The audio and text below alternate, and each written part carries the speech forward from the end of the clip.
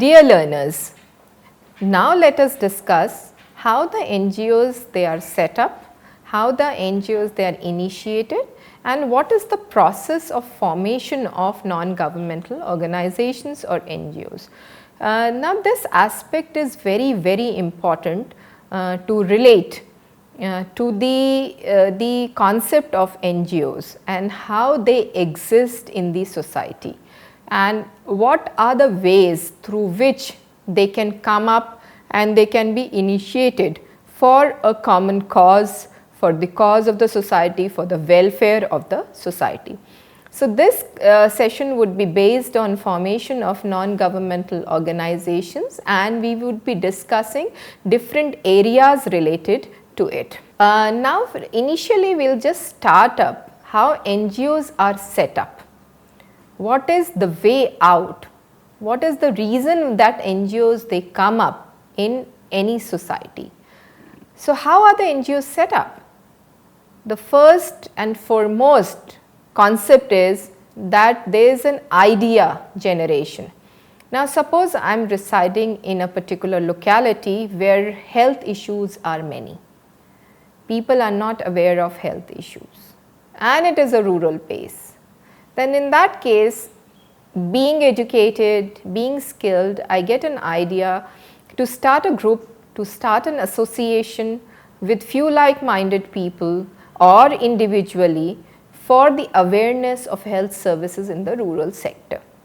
Now this will become my cause, and this idea generation then leads to the discussion with like-minded people, discussion with friends, discussion with family members, and then they join. If they join, they become the board of directors or members, and these will be the people who will be governing the NGOs. Then comes another aspect. Now these are the initiation stages of setting up of an NGO. Without these stages, the NGOs will never ever come up. So when we start governing the NGOs, then the name of the organization has to be decided, and this name should define what kind of an NGO it is. So if the name itself suggests the characteristic of an NGO, then it is very relevant and it is very catchy, and it can be successful later. Then we have to have a draft of the memorandum of article of association or incorporation. That is very important, whether the NGO is registered and whether it is not registered. In that case, the memorandum of article of association has to be there. The registration process is also involved while setting up of an NGO. We will be seeing certain registration processes later, and these registration processes, they define the legal status of the NGOs. In certain cases, the NGOs are not willing to register. They just work as they are. So in those kind of issues, certain issues they come up, but then it is dependent on it is the will of the NGO to get it registered or not registered. Then there is a funding process. One has to decide where the funds would come from. There are certain organizations which have the funding, the initial funding is started with their own money, and then the funding comes from different sources.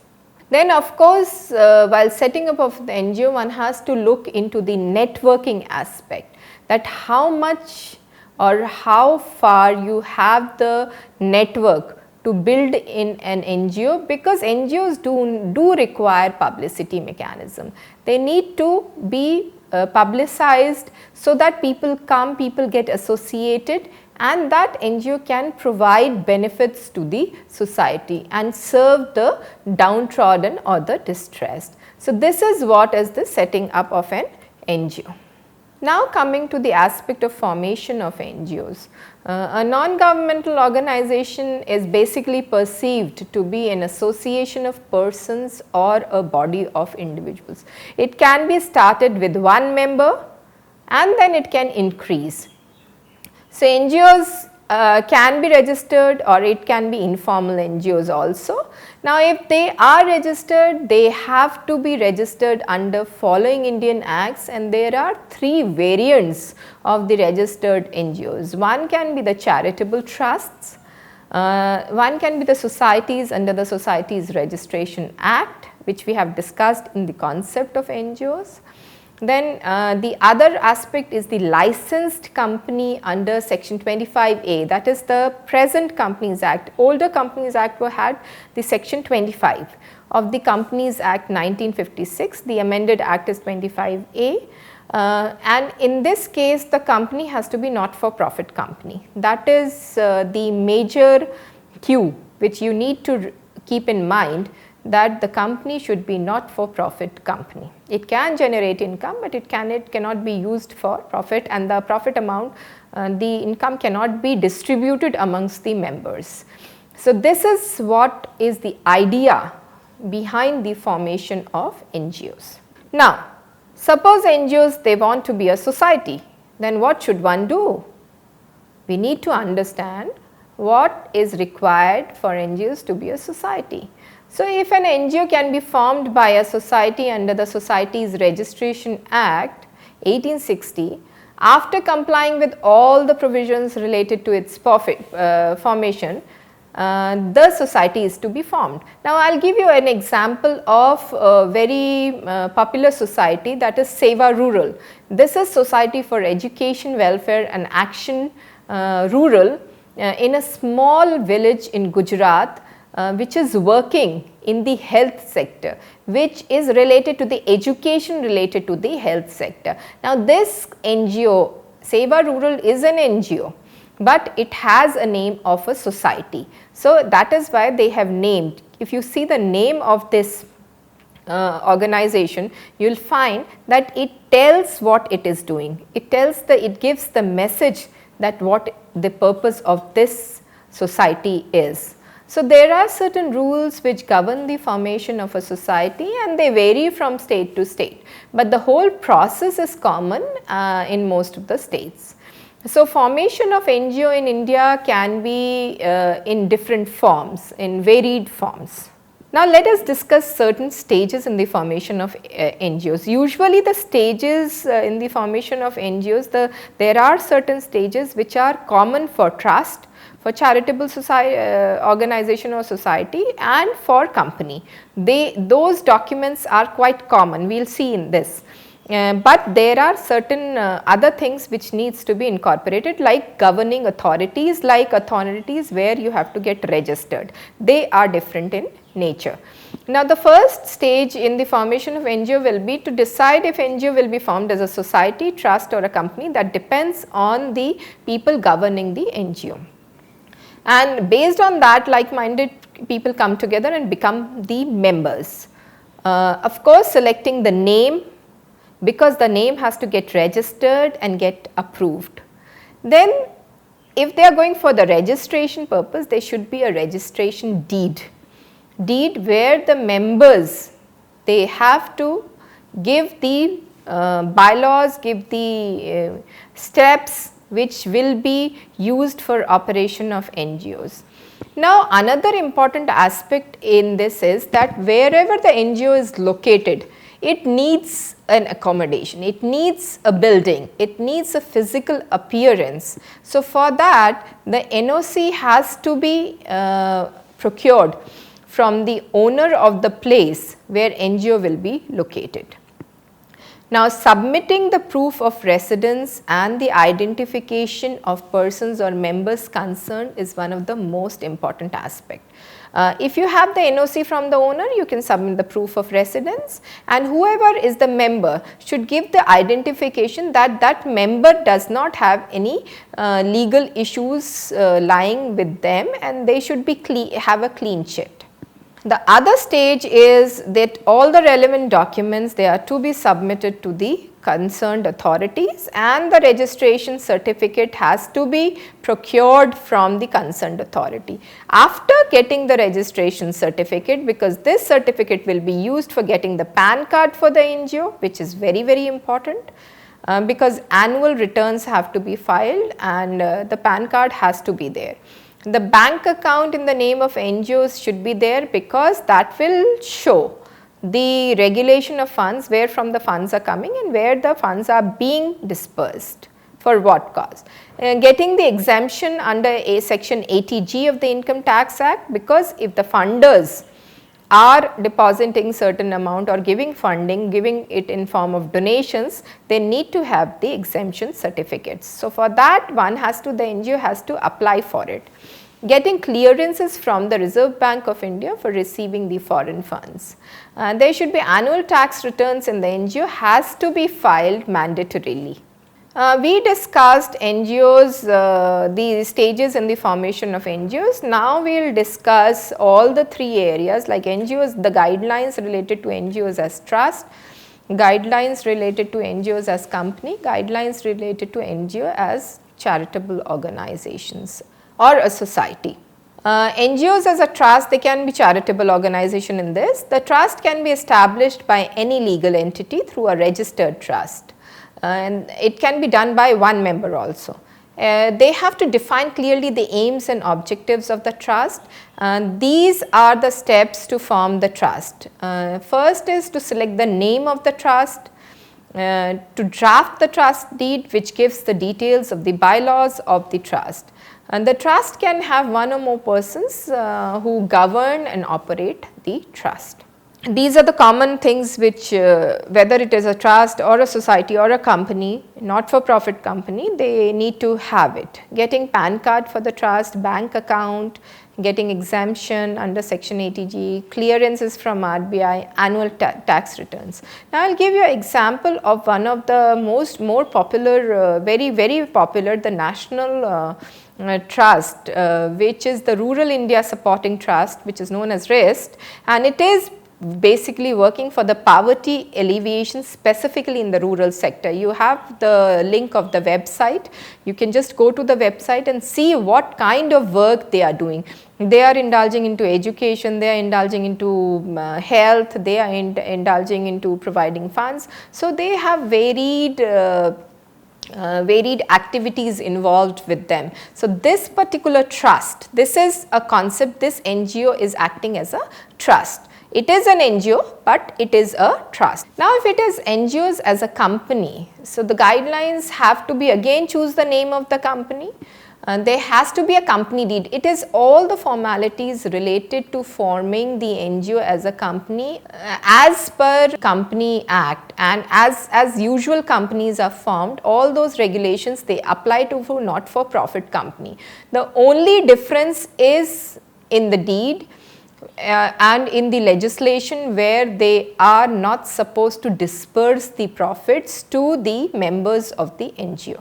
So, the draft company deed which gives the details of the bylaws of the company has to be there, and there should be 3 sets of printed memorandum of association as per the provisions of the Companies Act 25A. Details of all the promoters and proposed directors as in usual companies should be there.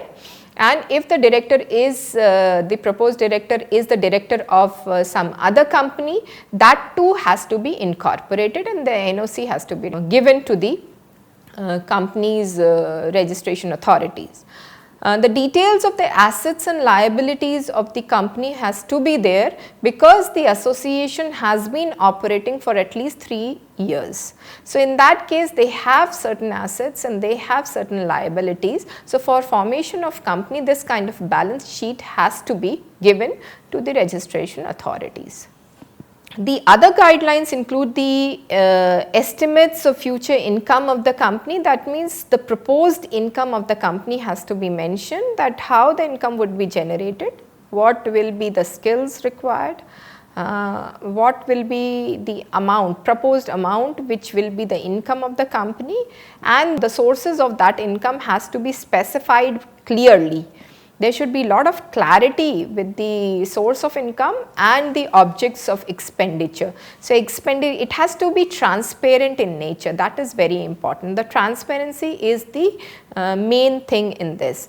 So, brief of the work done by the association and the proposed work to be done after registration as per the provisions of section 25 has to be applied, has to be done, that what kind of work the association has been doing and how it has benefited the society, and what kind of work, because since it is transforming itself into a company, what kind of work it proposes to do to act as a company. So, the grounds of application has to be built in such a manner, and the declaration of each member as per the provisions of section 203 of Companies Act has to be provided.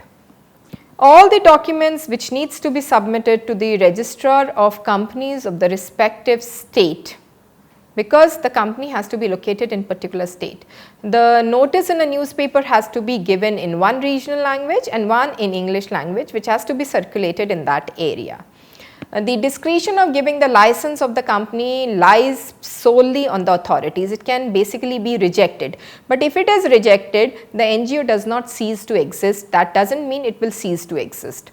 It means that it will not hold the form of company, but it will exist as simple NGO. So, the registrar may issue the certificate of incorporation of the company, thereby making the existence of the company legal, and other formalities relating to the issuance of PAN, bank account, etc. can be done later, because that has to be done in the name of the company, not in the name of the NGO. It has to be done in the name of the company, because the NGO already has the PAN, the bank account and the other legal documents, but when it transforms to a company, that should be there, these documents should be there in the name of the company. Now, if we see NGOs as cooperative society we have seen. It can be in the form of cooperative societies, and I will give you a very good example of Seva. That was a self-help group developed, but it is a cooperative society now, which is making pickles and other food products, and other activities, other vocational skills have also been forward. So, there is no set guidelines for these cooperative societies being as of the NGOs acting as cooperative societies, but they can be formed under the respective cooperative laws of the state, and they used to deliver goods and services to the society. The process of registration varies from state to state, and more details regarding the legal issues related to the formation of NGOs can be referred from the following website, that is legalhelpindia.com. And this website helps gives a lot of information regarding the formation of NGOs in different stages, and explaining each stage categorically. Now, this is a small table which gives a brief comparison of the registration of NGOs under trust, society and non-profit company. Now, if it is a trust, there are certain parameters, that means the statutes, the legislations, the jurisdiction, the registration process, the registration document, the stamp duty, the members required, the board of management, and of course, the mode of succession in the board of management. Now, if you see this table, you will see the comparison. If it is a trust, the statute and legislation applies the relevant state trust.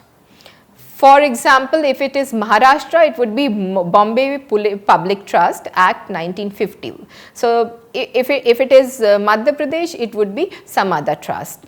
If it is a society, of course 1860 Societies Registration Act applies with certain amendments of the state. Section 25A of the company, which has the Indian Companies Act 1950, it is based on Indian Companies Act 1956 with certain amendments. Now, the jurisdiction of the trust has to be under the charity commissioner or the deputy registrar. For society, it is the registrar of the societies of the respective state. For company, it is the registrar of the companies. The registration as a trust has to be done as a trust, then as a society, as a company under certain rules and regulations. Registration document includes the trust deed for trust. For society, it is memorandum of association and rules and regulations. For company, it is memorandum and articles of association and regulations. Now, if we talk about stamp duty, the trust deed to be executed on non-judicial stamp paper, it varies from state to state.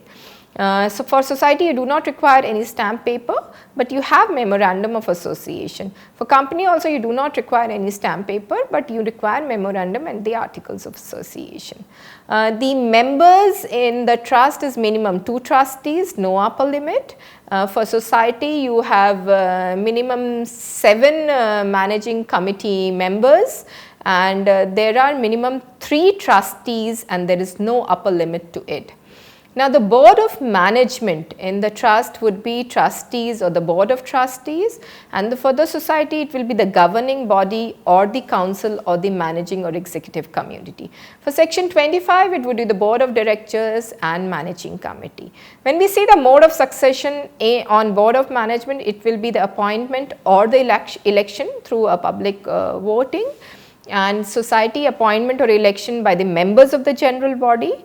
And section 25A of the Company Act would be election by members of the general body. Now, this is the simple comparison. Now, to summarize the whole concept, we can say that NGOs, they exist as trust, as society, as a company, and they are very popular in different forms. Usually the trust and society are quite popular, but not for profit company are not so popular. Thank you so much with this session.